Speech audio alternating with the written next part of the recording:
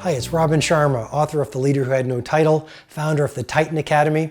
Welcome to this mastery session. I know you're going to love it. It's all about how to build a team of Picassos. Well, why am I doing this podcast? Someone who was at the Titan Summit a few months ago, that's my flagship event that I run every single year. He said, the best idea that I got from the 4-day event was your concept of building a team of Picassos. He said, I'm already working on doing that. I know it's going to totally change the quality and caliber of my company. And so what I thought I would do is I would share some of my ideas on building a team of Picassos. And this is not from a book I've read. It's not from a conference I've been to. I've spent many years building multiple businesses. And I'll tell you, at my core business, I have the best team in place that I've ever had in the history of the company. And so what I'm going to share with you in this podcast hopefully will be a game changer, but also will be incredibly practical because it's derived from tremendous experience. I mean, I have had to hire a lot of employees. I've had to let go of a lot of employees. I've dealt with difficult employees. I've got knocked down by some employees. I've been lifted up by a lot of employees. And so what I'm sharing from you comes from the heart and it comes from the trenches. So let's get into the first lesson to build a team of Picassos. I call it the 1 from 1,000 insight. The 1 from 1,000 insight. What does that mean? It means that if you want a team of Picassos, you might have to go through 1,000 different people to find the one person who will be a superstar.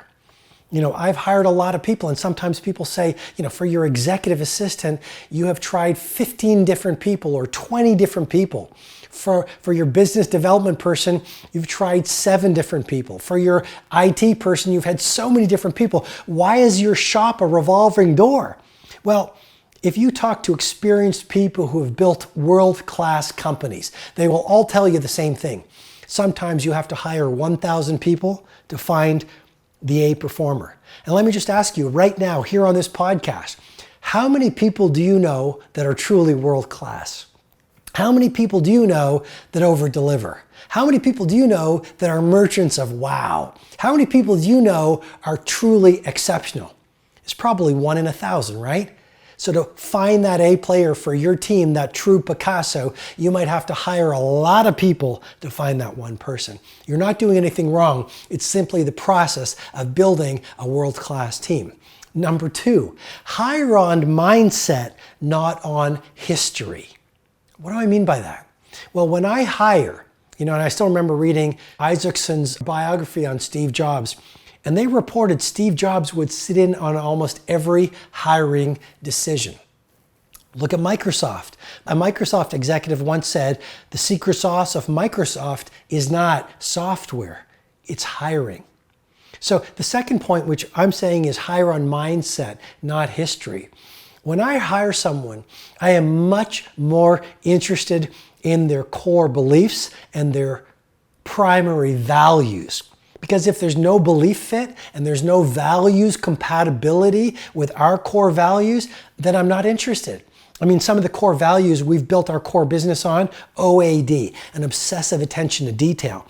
If someone is in a position that requires obsessive attention to detail, and the person we're looking at, the prospect, doesn't care about details, they're not going to fit. One of our core business values is ABDOV, always be delivering outrageous value. I mean, I'm not in this for the money. I'm in this for the love. I want to give 10 times the value to our customers that they have any right to expect. You show up at the Titan Summit every single year, you are blown away by the value of the learning and the user experience. That's just the way we play. So when I hire, if someone's not all about generosity and giving, they're just not going to fit. So what I'm saying is we hire on the mindset of the person rather than on the history. I don't really care too much where they've been. Yes, we check their record. Yes, we check their references. But I'm more about mindset, core values, and ways of operating. If you are operating at the level we play at and there's a match with our values and ways of doing things, I want you on my team. Number 3, do deep rigor. You want a team of Picassos? Don't just hire them on the first meeting. I once heard someone say, a job interview, it makes me laugh just sharing it, but he said a job interview is a meeting of two liars. And what that means is every interview, and of course no one's lying, or maybe well, actually prospects do lie, you know that. But a job interview, let's be honest here, the prospect is going to tell you exactly what you want to hear. I've experienced that so often. I hired someone about a year and a half ago. They told me everything I wanted to hear. They were, let me just be polite and say, they were one of the most non-compatible people in the history of our company. But in the interview, they looked like rock stars. And so just remember to do your deep rigor. Don't just do one interview. Develop an incredibly intense hiring process. Do a first meeting where maybe your frontline people meet that prospect. Then do a second meeting where your core team meet the job prospect. Then put them through some psychological testing. Then do a third meeting. Here's a nice idea. I don't like the word nice. Here's a gorgeous idea. Have a meal with that person. Why? You can tell a lot about someone by the way they treat the servers. You can tell a lot about someone whether they're punctual, whether they're polite, whether they're messy all over the place. It might show that they have some inabilities to notice certain things. So have a meal with that person. And then finally, maybe you're the business builder, you meet that person. But do deep rigor in your meeting. And then the final lesson to build a team of Picassos is simply remember this brain tattoo. You can't have a A-level company with C-level performers. So if you hire C-level people, please don't be surprised if you have a D-level company. If you truly want an iconic business, one that stands the test of the generations, one where you build what I call a globally cherished brand, then you absolutely must make it your dominant obsession to hire and manage and retain and engage only A-level performers. And before I leave you, let me give you some quick tactics that have worked incredibly well for me to keep top talent. I've shared with you some methods to help you hire your Picassos. Well, how do you keep them? Number one, be all about growing. Here's the acronym, always be learning. Gallup has done some gorgeous research on keeping top talent. The number one way to keep an A performer is not money. According to the research, money is usually 6 or 7. One of the top things that people want right now, they want a place where they feel a sense of belonging, but they also want a workplace that challenges them. So be all about developing them, grow them. Be like the coach of the Lakers or the coach of a great sports team.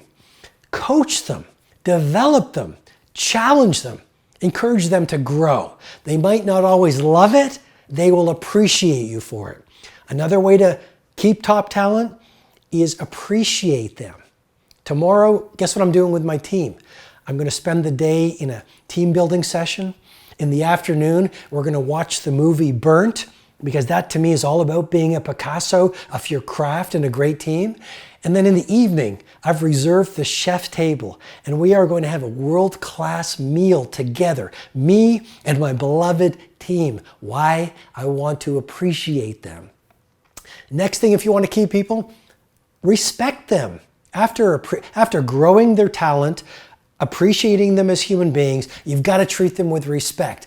No one's going to handle or accept temper tantrums. No one's going to be around ego-full people. No one's going to be around toxic leaders.